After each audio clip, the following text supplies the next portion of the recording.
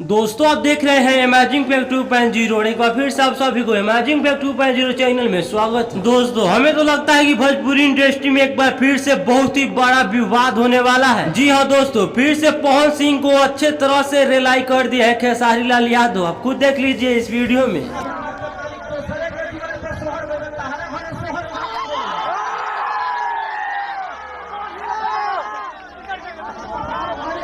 इंसान की क्षमता होने के चाहिए कि अपने घर पर सोहन हो।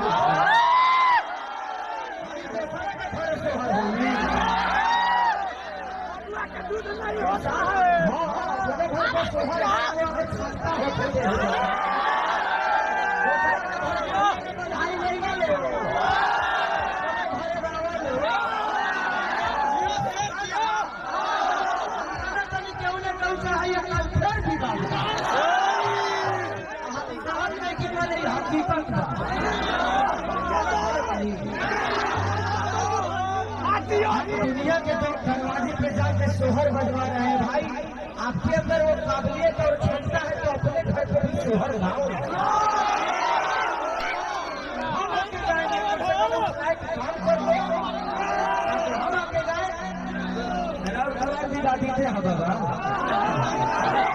तो दोस्तों क्या खेसारी लाल यादव अच्छी तरह से रिलाई किए पवन सिंह को? नीचे कमेंट करके जरूर बताइएगा। मिलते हैं आपसे फिर एक नए वीडियो में, तब तक के लिए जय हिंद जय भारत।